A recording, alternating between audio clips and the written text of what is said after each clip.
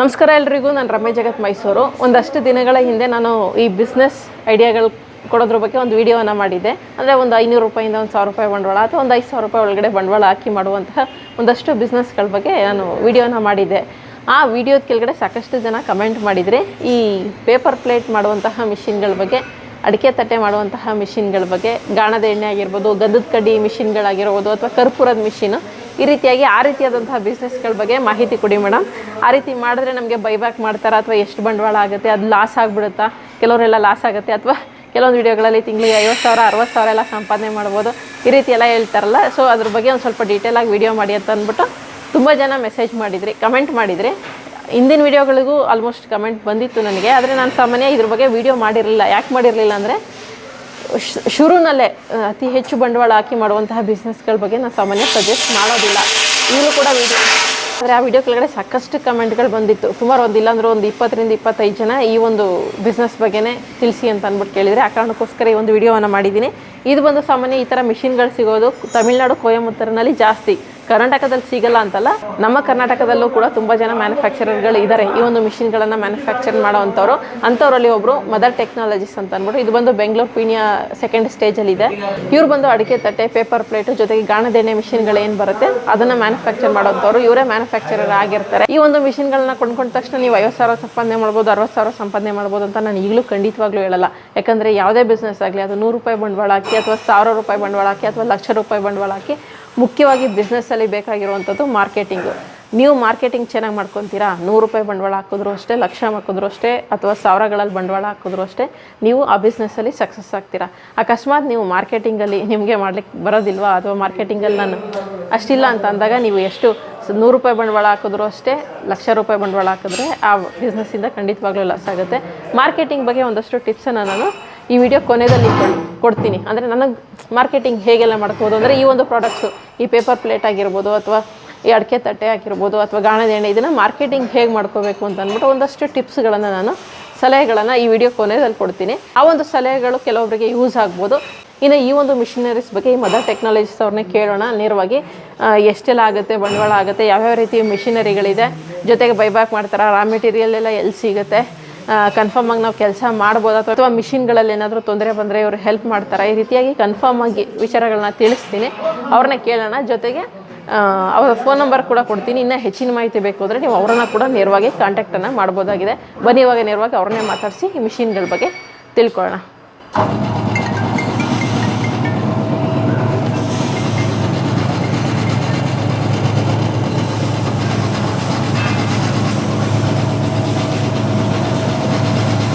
But ನಮ್ಮಲ್ಲಿ ಗಂಧದ ಕಡೆ ಮಿಷನರೀಸು ಫಸ್ಟು ಮಾಡ್ತಾಯಿದ್ವಿ, ಇವಾಗ ಅದನ್ನು ಸ್ಟಾಪ್ ಮಾಡಿದ್ವಿ. ಯಾಕೆಂತಂದ್ರೆ ಅದು ಅಷ್ಟು ಎಫೆಕ್ಟಿವ್ ಬಿಸ್ನೆಸ್ ಅಂತ ಅನ್ನಿಸ್ತಿಲ್ಲ. ಯಾಕಂದ್ರೆ ನೀವು ಅದರಲ್ಲಿ ಏನಾದರೂ ಒಂದು ನಿಮ್ಮದೇ ಒಂದು ಬ್ರ್ಯಾಂಡ್ ಅಂತ ಕ್ರಿಯೇಟ್ ಮಾಡಿದ್ರೆ ಸ್ವಲ್ಪ ಸಕ್ಸಸ್ ಕಾಣ್ಬೋದು.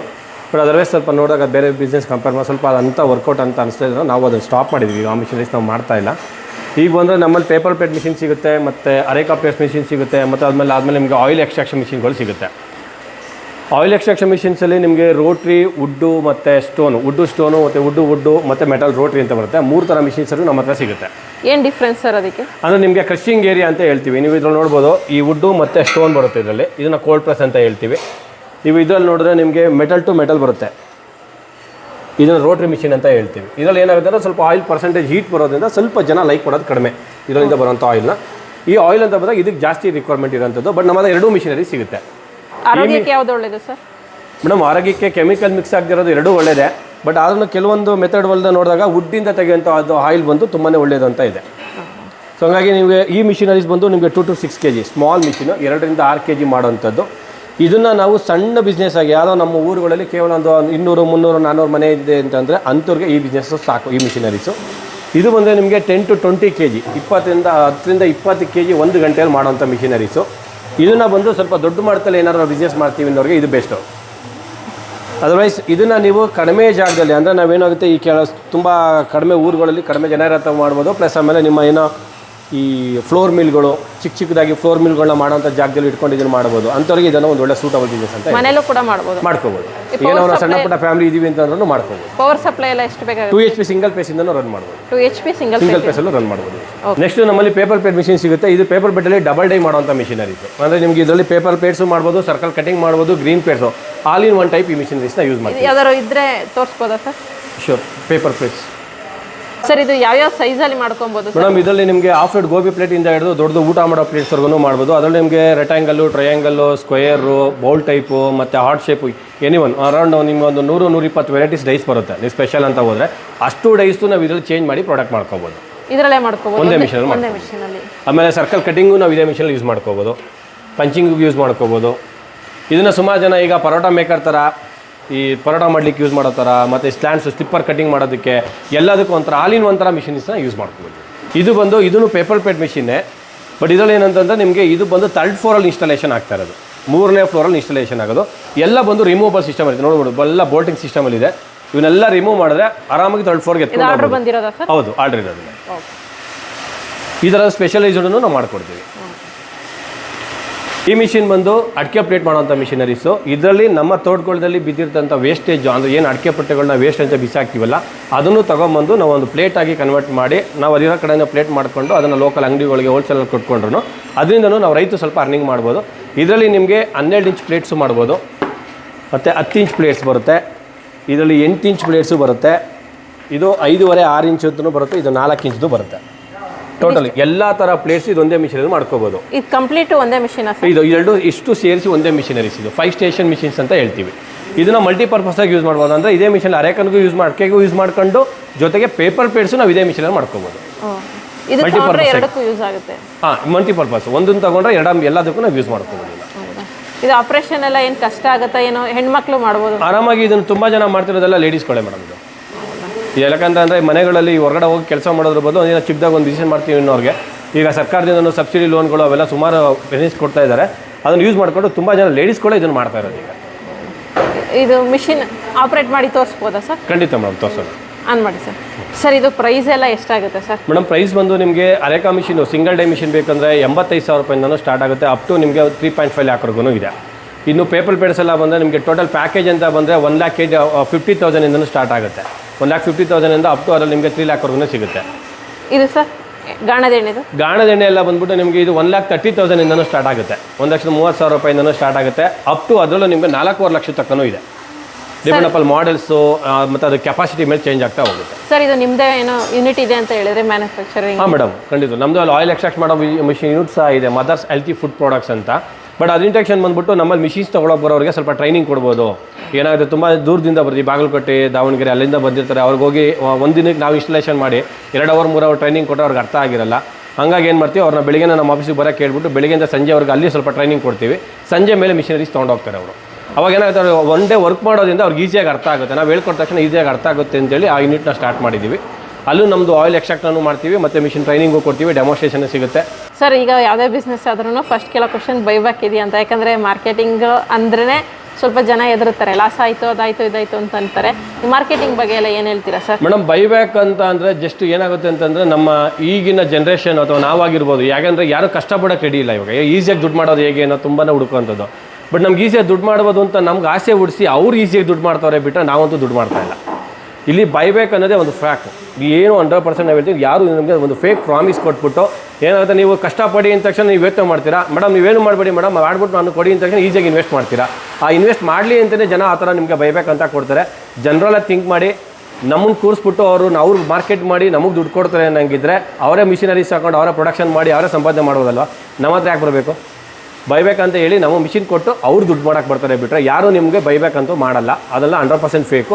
ದಯವಿಟ್ಟು ಆ ಥರದಕ್ಕೆ ಸ್ವಲ್ಪ ಮರಳು ಹೋಗ್ದಂಗೆ, ನೀವು ಏನು ಆ ಥರದಕ್ಕೆ ಯಾಮಾರ್ದಂಗೆ ಸ್ವಲ್ಪ ಕೇರ್ಫುಲ್ಲಾಗಿ ಇನ್ವೆಸ್ಟ್ ಮಾಡೋದು ತುಂಬ ಒಳ್ಳೆಯದು. ಬಟ್ ನನ್ನ ಸಜೆಷನ್ ಕೇಳಿದ್ರೆ, ನೀವು ಮಾರ್ಕೆಟಿಂಗ್ ಎಫೆಕ್ಟ್ ಆಗ್ತೀನಿ ಅಥವಾ ನಾವು ಇದಕ್ಕೆ ಫುಲ್ ಟೈಮ್ ಕೊಟ್ಟು ನಾನು ಮಾರ್ಕೆಟಿಂಗ್ ಮಾಡ್ತೀನಿ ಅಂದರೆ ಮಾತ್ರ ಈ ಬಿಸ್ನೆಸ್ಗೆ ಬನ್ನಿ. ಇಲ್ಲಾಂದರೆ ದಯವಿಟ್ಟು ಬಿಸ್ನೆಸ್ಗೆ ಹೋಗಲೇಬೇಡಿ ಅಂತಲೇ ಹೇಳಿ. ಬೇರೆ ಯಾವ್ದಾದ್ರು ಬಿಸ್ನೆಸ್ ಮಾಡಿ. ಇದರಲ್ಲಿ ಅಂತೂ ಯಾವುದು ಮಾರ್ಕೆಟಿಂಗಲ್ಲಿ ಬೈಬ್ಯಾಕ್ ಅವೆಲ್ಲ ಸುಳ್ಳು, ಯಾರೂ ಮಾಡಲ್ಲ. ಇಲ್ಲಿ ಮಾರ್ಕೆಟಿಂಗ್ ಅಂತ ಬಂದರೆ ಕೇವಲ 100% ಬಿಸ್ನೆಸ್ ನಮ್ದು ಯಾವ್ದು ಸಕ್ಸಸ್ ಆಗಬೇಕು, 100% ಸಕ್ಸಸ್ ಆಗಬೇಕು ಅಂದರೆ ನಾನು ಹೇಳೋದು ಪ್ರೊಡಕ್ಷನ್ ಈಸ 1% ಅಷ್ಟೇ, ಮಾರ್ಕೆಟಿಂಗ್ ಈಸ 99%. ಬಟ್ ಮಾರ್ಕೆಟಿಂಗ್ನ ಅದರದೇ ಆದ ವೇಲಿ ನೀವು ಮಾರ್ಕೆಟ್ ಮಾಡಬೇಕಷ್ಟೇ. ನಾವು ಯಾವುದೇ ಒಂದು ವಸ್ತು, ನಾವು ತರಕಾರಿ ಮಾರೋದನ್ನು ತರಕಾರಿ ಮಾರೋ ರೀತಿಲೇ ಮಾರಬೇಕು, ಎಣ್ಣೆ ರೀತಿಲೇ ಮಾರಬೇಕು. ಸೊ ಇಲ್ಲಿ ಯಾವ ರೀತಿಯಾಗಿ ನೀವು ಬಿಸ್ನೆಸ್ನ ಸ್ಟ್ರಾಟಜಿಸ್ನ ಯೂಸ್ ಮಾಡಿಕೊಂಡು ನೀವು ಬಿಸ್ನೆಸ್ ಜನಕ್ಕೆ ಅದರ ಅವೇರ್ನೆಸ್ನ ಅದ್ರ ಬಗ್ಗೆ ಎಕ್ಸ್ಪ್ಲೇನ್ ಮಾಡ್ತಾ ಹೋಗ್ತಿರೋ ಅಲ್ಲಿ ನೀವು ಬಿಸ್ನೆಸ್ ತುಂಬ ಚೆನ್ನಾಗಿ ಕ್ಲಿಕ್ ಆಗುತ್ತೆ. ಸರ್ ಈಗ ಕೆಲವೊಂದು ಕಡೆ ಮೆಷಿನರೀಸ್ ಎಲ್ಲ ತೊಗೊಂಡ್ಬಿಟ್ಟಿರ್ತಾರೆ, ಬಟ್ ರಾ ಮೆಟೀರಿಯಲ್ಸೇ ಸಿಗಲ್ಲ. ಅವ್ರು ಮಾರ್ಕೆಟಿಂಗು ಚೆನ್ನಾಗೇನೋ ಮಾಡ್ಕೊಂಡು ಕ್ಲಿಕ್ ಆಗಿರ್ತಾರೆ, ಬಟ್ ರಾ ಮೆಟೀರಿಯಲ್ ಸಿಗೋ ಪ್ರಾಬ್ಲಮ್ಮು ಆಗುತ್ತೆ. ಇದಕ್ಕೆ ರಾ ಮೆಟೀರಿಯಲ್ ಸಿಗೋಂಥ ನಂಬರ್ಸ್ಗಳಾಗಿರ್ಬೋದು. ಶೋರ್ ಮೇಡಮ್, ಖಂಡಿತವಲ್ಲ. ಆ ಥರದವ್ರಿಗೂ ನಾವು ಈಗ ಸುಮಾರು ಎಲ್ಲ ಮಿಷಿನ್ ತೊಗೊಂಡಿರೋ ರಾ ಮೆಟೀರಿಯಲ್ ಅಂತ ಕೇಳಿದವ್ರಿಗೆ ಏನಾಗುತ್ತೆ, ಮ್ಯಾನುಫ್ಯಾಕ್ಚರಿಂಗ್ ಮಿಷಿನರಿ ಸೇಲ್ ಮಾಡಬೇಕಾದ್ರೆ ತುಂಬ ಜನ ನಿಮ್ಗೆ ಹೇಳೋಂಥದ್ದು ನಾವೇ ಮ್ಯಾನುಫ್ಯಾಕ್ಚರ್ ಸಪ್ಲೈ ಮಾಡ್ತೀವಿ, ನಾವೇ ರಾ ಮೆಟೀರಿಯಲ್ ಕೊಡ್ತೀವಿ ಅಂತ. ಅದರಲ್ಲಿ ತುಂಬ ಜನ ಯಾರು ಮ್ಯಾನುಫ್ಯಾಕ್ಚರ್ಸ್ಗಳಿರಲ್ಲ, ಅವರು ಬೇರೆ ಕಡೆಯಿಂದ ಬೈ ಮಾಡ್ಕೊಂಡು ಅದ್ರ ಮೇಲೆ 2 ರೂಪಾಯಿ 3 ರೂಪಾಯಿ ಇಟ್ಕೊಂಡು ನಮಗೆ ಕೊಡೋವಂಥದ್ದು. ಬಟ್ ನಮಗೆ ಕಾಲ್ ಮಾಡಿದ್ರೆ ಡೈರೆಕ್ಟ್ ಮ್ಯಾನುಫ್ಯಾಕ್ಚರ್ ಯಾರು ಇದ್ದಾರೋ ಅವ್ರಿಗೆ ನಂಬರ್ ಕೊಟ್ಬಿಡ್ತೀವಿ, ನೀವು ಅವ್ರ ಹತ್ರನೇ ಬೈ ಮಾಡ್ಕೊಳ್ಳಿ ಅಂತ ಹೇಳ್ತೀವಿ. ಸೊ ಆ ಥರ ಯಾರಿಗಾರು ಇದ್ರೂ ಕಾಂಟ್ಯಾಕ್ಟ್ ಮಾಡಿ ಸಪ್ಲೈ ಕಮಿಷನ್ ಆ ಥರ ಎಲ್ಲ ಏನಿರಲ್ಲ ಅಲ್ಲ ಸರ್? ಇಲ್ಲ ಮೇಡಮ್, ಆ ಥರದೆಲ್ಲ ಏನಿಲ್ಲ. ಡೈರೆಕ್ಟಾಗಿ ನಂಬರ್ ಕೊಟ್ಬಿಡ್ತೀನಿ. ಮ್ಯಾನುಫ್ಯಾಕ್ಚರ್ ಇದ್ದರೂ ಅದ್ರ ಡೈರೆಕ್ಟ್ ನಂಬರ್ ಕೊಟ್ಟರೆ ನೀವು ಡೈರೆಕ್ಟಾಗಿ ಅವ್ರ ಹತ್ರ ಮಾತಾಡ್ಕೋಬೋದು. ಯಾಕಂದ್ರೆ ಪಾಪ ತಗೊಳ್ಳೋದೇ ಏನೋ ಕಷ್ಟಪಟ್ಟು ಮಾಡ್ತಿರ್ತಾರೆ. ಖಂಡಿತ ಮೇಡಮ್, ಇದರಲ್ಲೆಲ್ಲ ಮಾರ್ಜಿನ್ ಅಂತ ಬಂದರೆ ನಿಮಗೆ ಪೇಪರ್ ಬಿಡಿಸಲ್ಲಿ ಇಲ್ಲ ಮಾರ್ಜಿನ್ ಅಂತ ಬಂದರೆ 20 ಪೈಸಾ 30 ಪೈಸಾ 50 ಪೈಸಾ ನಮಗೆ ಮಾರ್ಜಿನ್ ಅದು. ಸೊ ಅದರಲ್ಲೇ ನಮಗೂ ಬೇಕನ್ನೋದೆಲ್ಲ ಆಗಲ್ಲ. ಸೊ ಹಂಗಾಗಿ ನಾವು ಡಾಟಾ ನಂಬರ್ ಕೊಡ್ತೀವಿ, ನೀವು ಡಾಟಾಗೆ ಅವ್ರ ಹತ್ರನೇ ಬೈ ಮಾಡ್ತೀವಿ. ಸರ್, ಇದು ಮಿಷಿನರೀಸ್ ಎಲ್ಲ ನೀವೇ ಮ್ಯಾನುಫ್ಯಾಕ್ಚರ್ ಮಾಡ್ತಾ ಇರೋದು? Total in house manufacture madam. ಒಂದು ಮಿಷಿನರೀಸ್ಗೆ ಏನೇನು ಬೇಕಾದ್ರೆ ಸಿಲಿಂಡ್ರು, ಪವರ್ ಪ್ಯಾಕು, ಫ್ಯಾಬ್ರಿಕೇಷನ್ ಮತ್ತು ಡೈಸು ಎಲ್ಲದೂ ಬಂದು ಇನ್ನೋಸಲ್ಲೇ ಮ್ಯಾನುಫ್ಯಾಕ್ಚರ್. ಕೆಲವೊಂದೆಲ್ಲ ಬೇರೆ ಸ್ಟೇಟಿಂದ ತರಿಸಿ ಸೇಲ್ ಮಾಡ್ತಾರಲ್ಲ? ಇಲ್ಲ, ನೀವು ನೋಡ್ಬೋದು ಕಡೆಲ್ಲ ವರ್ಕ್ಶಾಪ್ ಎಲ್ಲ ನೋಡ್ಬೋದು ನೀವು. ನಮ್ಮಲ್ಲಿ ಏನೇನೋ ಪ್ರಾಡಕ್ಟ್ ಮಾಡ್ತಿದ್ದೀವಿ ಮತ್ತು ಅಸೆಂಬ್ಲಿದವ್ರು ಟೋಸ್ಟಿಗೆ ಎಲ್ಲ ಪೂರ್ತಿ ಇಲ್ಲೇ ಇರುತ್ತೆ. ಎಲ್ಲ ಟೋಟಲ್ ಇನ್ನೋಸಲ್ಲೇ ಮಾಡೋಂಥ. ಸೊ ಇನ್ನೋಸಲ್ಲಿ ಮಾಡೋದ್ರಿಂದನೇ ನಮ್ಗೆ ಒಂದು ಒಳ್ಳೆ ಬೆಸ್ಟ್ ಪ್ರೈಸಲ್ಲೂ ಕೊಡ್ತಾ ಇದ್ದೀವಿ, ಪ್ಲಸ್ ಒಂದು ಒಳ್ಳೆ ಸರ್ವಿಸನ್ನು ನಾವು ಜನಕ್ಕೆ ಕೊಡ್ತಾ ಇದ್ದೀವಿ. ಸರ್, ಇವಾಗ ಎಲ್ಲ ಬೇರೆ ಅಂದರೆ ನೀವಿರೋದು ಬೆಂಗಳೂರಲ್ಲಿ, ಬೇರೆ ಯಾವುದೋ ಚಾಮರಾಜನಗರ ಅಂತಾನೆ ಅನ್ಕೊಳ್ಳಿ, ಇಲ್ಲಿಂದ ದೂರ, ಅಥವಾ ಇನ್ನು ಬೇರೆ ಉತ್ತರ ಕರ್ನಾಟಕ ಚಾಮರಾಜನಗರದಲ್ಲೂ ನಮ್ಮ ಮಿಷನರೀಸ್ ಇದೆ, ಟಿ ನರಸೀಪುರದಲ್ಲೂ ಮಿಷನರೀಸ್ ಇದೆ, ನಮ್ಮ ಮೈಸೂರಲ್ಲೂ ಮಿಷನರೀಸ್ ಇದೆ, ಗೋವಾದಲ್ಲಿದೆ, ವೆಸ್ಟ್ ಬೆಂಗಾಲಲ್ಲಿ ಇದೆ. ಇನ್ಸ್ಟಾಲೇಷನ್ ಎಲ್ಲ ನೀವೇ ಮಾಡ್ಕೊಡ್ತೀರಾ ಮೇಡಮ್? ಇಲ್ಲಿ ಫಸ್ಟ್ ಪ್ರಿಫರೆನ್ಸ್ ಕ್ವಾಲಿಟಿಗೆ ಕೊಡ್ತೀವಿ ಮೇಡಮ್. ಯಾಕಂತಂದರೆ ಇಲ್ಲಿ ಯಾವುದೋ ಒಂದು ಲೋಕಲ್ ಐಟಮ್ಗಳನ್ನ, ಲೋಕಲ್ ಮೋಟರ್ಗಳನ್ನ ಯೂಸ್ ಮಾಡಲ್ಲ. ನಾವೆಲ್ಲ ಒಂದು branded motors, branded gear box ಏನು ಬೇಕು ಅದನ್ನು ಮಾತ್ರ ಯೂಸ್ ಮಾಡೋವಂಥದ್ದು. ಇದು ಕೊಟ್ಟ ಮೇಲೆ ನಾವು ಆರಾಮಾಗಿ, ಅವರು ಆರಾಮಾಗಿರಬೇಕು, ಇಲ್ಲಿ ನಾವು ಆರಾಮಾಗಿರಬೇಕು. ತುಂಬ ಜನಕ್ಕೆ ತೊಗೊಂಡೋದ್ಮೇಲೆ ಏನಾರ ಸಣ್ಣ ಪುಟ್ಟ ಪ್ರಾಬ್ಲಮ್ ಬಂದರೆ ಫೋನ್ ಕಾಲು ಮತ್ತು ವಿಡಿಯೋ ಕಾಲ್ ಮುಖಾಂತರ ಸುಮಾರು ಪ್ರಾಬ್ಲಮ್ ಸಾಲ್ವ್ ಆಗೋಗುತ್ತೆ. ಸಪೋಸ್ ಅಲ್ಲಿ ಏನೋ ಸಾಲ್ವ್ ಆಗಿಲ್ಲ ಅಂದರೆ ನಮ್ಮ ಪರ್ಸನ್ ಬಂದು ನಿಮ್ಮ ಪ್ಲೇಸ್ಗೆ ಬಂದು ರೆಡಿ ಮಾಡಿ ಕೊಡ್ತಾರೆ. ಅದಾದಮೇಲೆ ನಿಮಗೆ 1 ವರ್ಷ ಸರ್ವಿಸ್ ಇರುತ್ತೆ. ನಮ್ಗೆ ಯಾವುದೇ ಮಿಷನರೀಸ್ ತೊಗೊಂಡು ನಮ್ಮ ಕಡೆಯಿಂದ 1 ವರ್ಷ ಸರ್ವಿಸ್ ಕೊಡುತ್ತೆ. ಫ್ರೀ ಇನ್ಸ್ಟಾಲೇಷನ್ ಸಿಗುತ್ತೆ. ನೀವು ಬ್ಯಾಂಗ್ಳೂರಲ್ಲೆಲ್ಲ, ನೀವು ಕರ್ನಾಟಕದಿಂದ ಆಚೆಗೆ ಹೋದ್ರು ನಿಮ್ಮ ಪ್ಲೇಸ್ಗೆ ಬಂದು ನಮ್ಗೆ ಇನ್ಸ್ಟಾಲೇಷನ್ ಮಾಡಿ, ಫ್ರೀಯಾಗಿ ಇನ್ಸ್ಟಾಲೇಷನ್ ಮಾಡಿ ಡೆಮೋ ಮಾಡಿ ಕೊಡ್ತೀವಿ. ಅದಕ್ಕೆ ಯಾವುದೇ ಥರ 1 ರೂಪಾಯಿ ಚಾರ್ಜಸ್ ನಾವು ಪೇ ಮಾಡಲ್ಲ. ಟ್ರಾನ್ಸ್ಪೋರ್ಟೇಷನ್ ಕಸ್ಟಮರ್ ತೊಗೋಬೇಕಾಗುತ್ತೆ. ಇದು ರಾ ಮೆಟೀರಿಯಲ್ ಮೇಡಮ್. ಅರೆಕ ಇದು ಅಡಿಕೆ ಎಲೆದು ರಾ ಮೆಟೀರಿಯಲ್.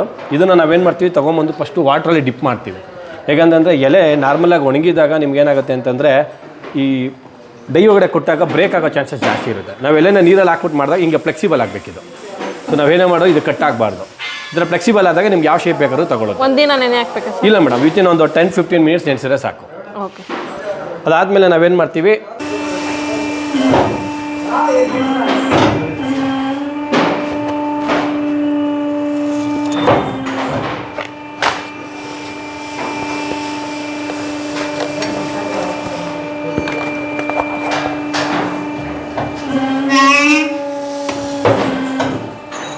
ಕೊಡ್ತೀವಿ.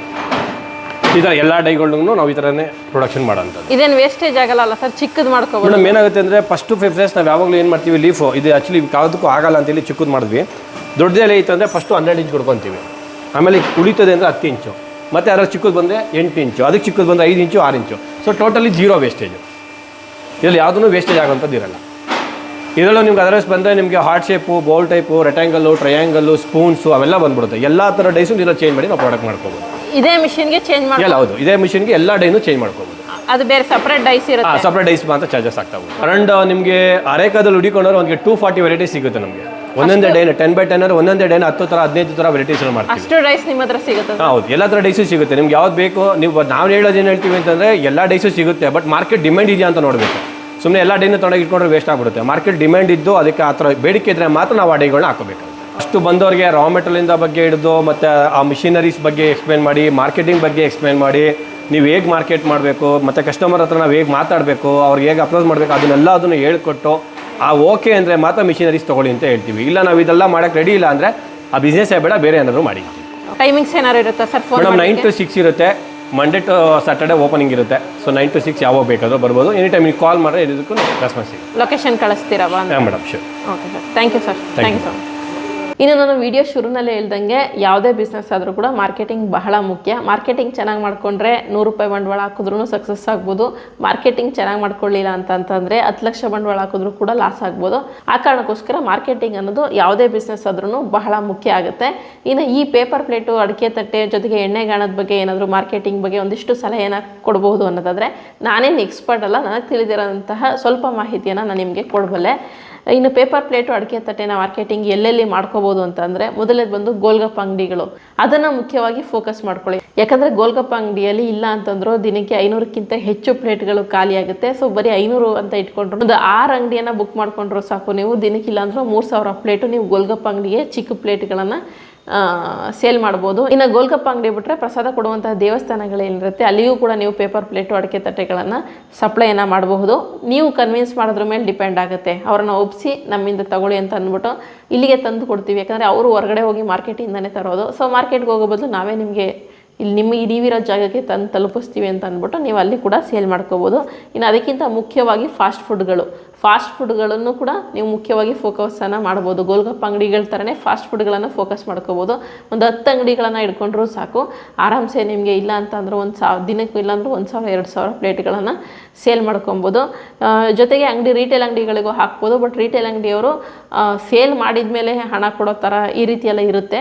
ಬಟ್ ಅದು ಸರಿಯಾಗಿ ಮಾಹಿತಿ ಇಲ್ಲ. ರಿಟೇಲ್ ಅಂಗಡಿಗಳಿಗೂ ಕೂಡ ನೀವು ಹಾಕ್ಬೋದು. ಇನ್ನು ಗೋಬಿ ಅಂಗಡಿಗಳು, ಪಾನಿಪುರಿ ಗೋಬಿ ಅಂಗಡಿ ಏನು ಬರುತ್ತೆ ಅದಕ್ಕೂ ಕೂಡ ನೀವು ಪೇಪರ್ ಪ್ಲೇಟು ಅಡಿಕೆ ತಟ್ಟೆ ಇವುಗಳನ್ನು ಸೇಲನ್ನು ಮಾಡ್ಬೋದಾಗಿದೆ. ಇನ್ನು ಬಜ್ಜಿ ಅಂಗಡಿಗಳಿಗೂ ಕೂಡ ಚಿಕ್ಕ ಪ್ಲೇಟ್ ಎಲ್ಲ ತಗೋತಾರೆ. ಸೊ ಬಜ್ಜಿ ಅಂಗಡಿಗಳನ್ನು ಕೂಡ ನೀವು ಫೋಕಸನ್ನು ಮಾಡಿಕೊಂಡು ಅಲ್ಲಿಗೂ ಕೂಡ ಪೇಪರ್ ಪ್ಲೇಟು ಅಡಿಕೆ ತಟ್ಟೆಗಳನ್ನು ಸೇಲ್ ಮಾಡ್ಕೋಬೋದು.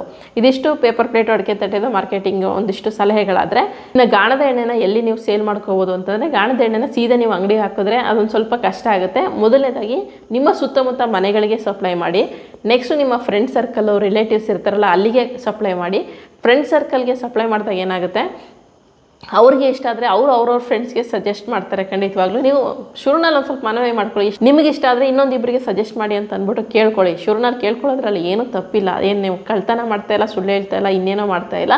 ಸೊ ಒಂದಿಷ್ಟು ಮನವಿ ಮಾಡ್ಕೊಂಡ್ರೆ ಏನೂ ತಪ್ಪಿಲ್ಲ. ನಿಮ್ಗೆ ಇಷ್ಟ ಆದರೆ ಮಾತ್ರನೇ ಇನ್ನೊಬ್ಬರಿಗೆ ಸಜೆಸ್ಟ್ ಮಾಡಿ. ಯಾಕಂದರೆ ನೀವು ಕ್ವಾಲಿಟಿ ಕೊಡೋದು ಮುಖ್ಯ. ಕ್ವಾಲಿಟಿ ಕೊಟ್ಟರೆ ಎಂಥವ್ರು ಬೇಕಾದರೂ ಶುರುನಲ್ಲಿ ಸ್ವಲ್ಪ ಸ್ಟ್ರಗಲ್ ಆಗ್ಬೋದು. ನೆಕ್ಸ್ಟ್ ಬರ್ತಾ ನಿಮಗೆ ಜನರು ಜಾಸ್ತಿ ಆಗ್ತಾರೆ. ಸೊ ಚೆನ್ನಾಗಿದ್ರೆ ಇನ್ನೊಂದಷ್ಟು ಜನಕ್ಕೆ ಸಜೆಸ್ಟ್ ಮಾಡಿ ಅಂತ ನಿಮ್ಮ ಕಸ್ಟಮರ್ಸ್ಗಳಿಗೆ ಹೇಳ್ತಾ ಹೋಗಿ. ಸೊ ಅವರು ಇನ್ನೊಂದಷ್ಟು ಜನಕ್ಕೆ ಸಜೆಸ್ಟ್ ಮಾಡಿದಾಗ ಅಲ್ಲಲ್ಲೇ ನಿಮಗೆ ಬಿಸ್ನೆಸ್ ಬೆಳೀತಾ ಹೋಗುತ್ತೆ. ನೆಕ್ಸ್ಟ್ ಬಂದು ಒಂದು ಸ್ವಲ್ಪ ಫೇಮಸ್ ಆಗ್ತಿದ್ದಂಗೆ ನೀವು ಅಂಗಡಿಗಳಿಗೂ ಕೂಡ ಹಾಕಕ್ಕೆ ಹೋಗ್ಬೋದು. ಇನ್ನು ಅದನ್ನು ಬಿಟ್ಟರೆ ನೀವು ಆನ್ಲೈನಲ್ಲಿ ಕೂಡ ಡೆಲಿವರಿ ಮಾಡ್ಬೋದು. ನೆಕ್ಸ್ಟ್ ಒಂದು ಸ್ವಲ್ಪ ಸೋಷಿಯಲ್ ಮೀಡಿಯಾ ಇನ್ಫ್ಲೂಯೆನ್ಸರ್ಸು, ಯೂಟ್ಯೂಬರ್ಸ್ಗೆ ಕೆಲವರಿಗೆ ಪ್ರಮೋಷನ್ ಮಾಡಿಸ್ಕೊಂಡ್ರೆ, ನಿಮ್ಮದು ಕ್ವಾಲಿಟಿ ಇದ್ದರೆ ಮಾತ್ರನೇ ಮಾಡಿಸಿ. ಕ್ವಾಲಿಟಿ ಇದ್ದರೆ ಪ್ರಮೋಷನನ್ನು ಮಾಡಿಕೊಂಡ್ರೆ ನೆಕ್ಸ್ಟ್ ಆನ್ಲೈನ್ ಡೆಲಿವರಿಯನ್ನು ಕೂಡ ಕೊಡ್ಬೋದು. ಸೊ ಇಲ್ಲ ನಿಮ್ಮ ಬೇರೆ ಊರಲ್ಲಿ ಯಾರಾದರೂ ಫ್ರೆಂಡ್ ಸರ್ಕಲ್ ಇದ್ದರೆ ಅವರಿಗೂ ಕೂಡ ಫೋನ್ ಮಾಡಿ ಹಿಂಗೆ ತಲುಪಿಸಿದಾಗ ಆ ಊರುಗಳಲ್ಲೂ ಕೂಡ ಒಂದು ಸ್ವಲ್ಪ ನಿಮಗೆ ಕಸ್ಟಮರ್ಸು ಜಾಸ್ತಿ ಆಗ್ತಾರೆ. ಮುಖ್ಯವಾಗಿ ಬೇಕಾಗಿರೋದು ಕ್ವಾಲಿಟಿ ಅಷ್ಟೇ. ಎಣ್ಣೆಗಾಣದಲ್ಲಿ ನೀವು ಕೊಡುವಂತಹ ಕ್ವಾಲಿಟಿ ಮೇಲೆ ನಿಮ್ಮ ಒಂದು ಮಾರ್ಕೆಟಿಂಗ್ ಡಿಪೆಂಡ್ ಆಗಿರುತ್ತೆ. ಇದಿಷ್ಟು ಮಾರ್ಕೆಟಿಂಗ್ ಬಗ್ಗೆ ನನಗೆ ತಿಳಿದಂತಹ ಒಂದಿಷ್ಟು ಮಾಹಿತಿ ಅಷ್ಟೇ. ಸೊ ಯಾರಿಗಾದರೂ ಎಣ್ಣೆಗಾಣದ ಮಿಷಿನ್ಗಳು ಅಥವಾ ಪೇಪರ್ ಪ್ಲೇಟ್ ಮಿಷಿನ್ಗಳು ಬೇಕಿದ್ದರೆ, ಮಾರ್ಕೆಟಿಂಗ್ ಮಾಡ್ತೀನಿ ನಾನು, ಮಾರ್ಕೆಟಿಂಗ್ ಮಾಡಿ ಜಯಿಸಬಲ್ಲೆ ಅಂತ ಅನ್ಸಿದ್ರೆ ಮಾತ್ರನೇ ಅವರಿಗೆ ನೀವು ಕಾಲ್ ಮಾಡಿ ಇನ್ಫಾರ್ಮೇಷನನ್ನು ತೊಗೊಂಡು ಮಿಷಿನ್ ಬಗ್ಗೆ ಎಲ್ಲ ಡೀಟೇಲ್ಸ್ ತೊಗೊಳ್ಳಿ. ಚೆನ್ನಾಗಿ ರೆಸ್ಪಾನ್ಸ್ ಮಾಡ್ತಾರೆ ಅವರು. ನೇರವಾಗಿ ಕೂಡ ಹೋಗಿ ನೀವು ಮಿಷಿನ್ಗಳನ್ನು ನೋಡ್ಬೋದಾಗಿದೆ. ಇದಿಷ್ಟು ಇವತ್ತಿನ ವಿಡಿಯೋ. ಮಾಹಿತಿ ಉಪಯುಕ್ತ ಆಗಿತ್ತು ಅಂತ ಅನ್ಸಿದ್ರೆ ಹಾಗೆ ಒಂದು ಸಬ್ಸ್ಕ್ರೈಬ್ ಮಾಡ್ಕೊಳ್ಳಿ. ಮುಂದಿನ ವಿಡಿಯೋ ಜೊತೆ ಮತ್ತೆ ಸಿಗ್ತೀನಿ. ಧನ್ಯವಾದಗಳು. Thank you so much.